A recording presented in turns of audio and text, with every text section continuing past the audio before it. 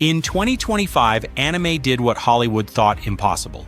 Demon Slayer, Infinity Castle stormed into North American theaters with a record-shattering $70 million opening weekend, the biggest anime debut in the region's history.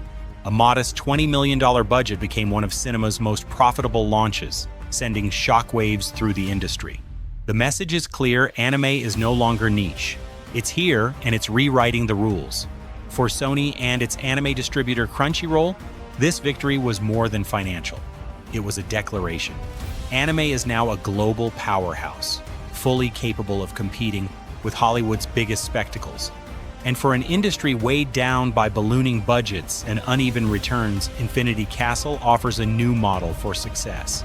The film, officially titled Demon Slayer Kimetsu no Yaiba, the movie Infinity Castle, cost just $20 million. Compared to the hundreds of millions poured into superhero blockbusters, this was spare change.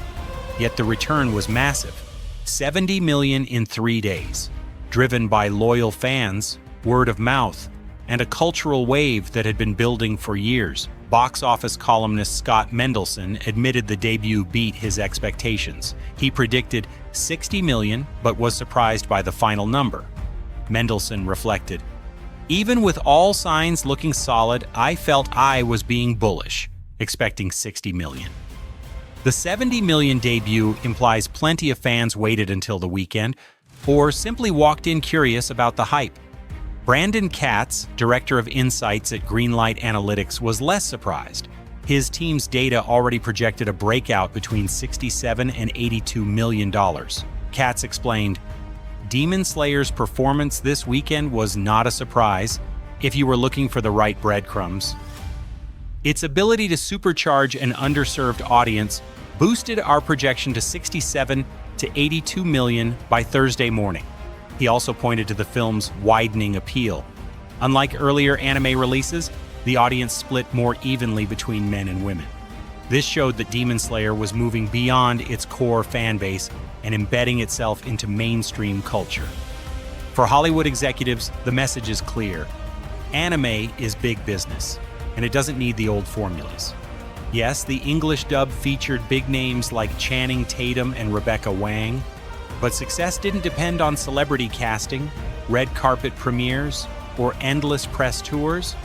Anime thrives on something simpler: strong storytelling and devoted fans. The brand itself is the star. Sony's long-term strategy played a key role in this rise.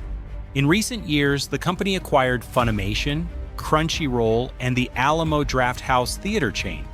Together, these moves built a distribution empire made for anime.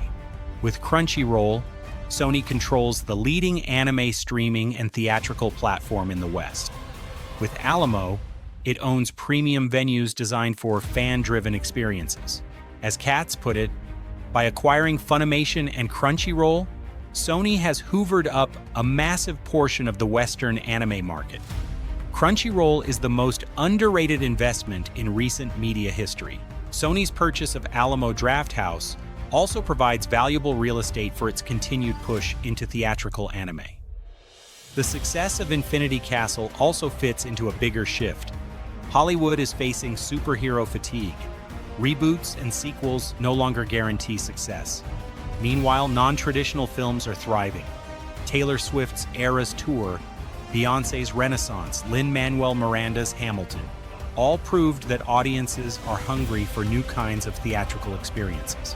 Katz summed it up simply: this is more about a slow shift toward atypical theatrical product.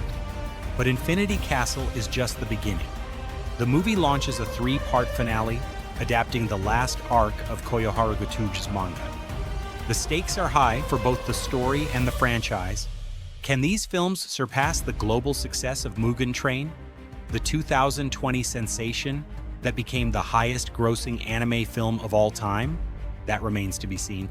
But in North America, Infinity Castle has already set a new standard. The impact goes beyond box office numbers. Anime has proven it can deliver blockbuster success without Hollywood's costly formulas. It shows that cultural authenticity, strong source material, and fan dedication can rival or even surpass big-budget spectacles. For Hollywood, the lesson is blunt. Anime doesn't need Hollywood. It's building its own rules. In the end, Demon Slayer, Infinity Castle is more than a hit movie. It is a turning point. A reminder that the future of cinema will not be shaped by Hollywood alone, but by fans, global communities, and stories that cross borders and traditions. Anime has risen, and with this record-breaking triumph, it has secured its place as a permanent force in cinema. The castle gates have opened, and nothing will ever be the same again. If you enjoyed this breakdown, hit the like button, subscribe for more documentary-style deep dives, and share this video with fellow anime fans. Tell us in the comments, do you think anime is now a true rival to Hollywood blockbusters?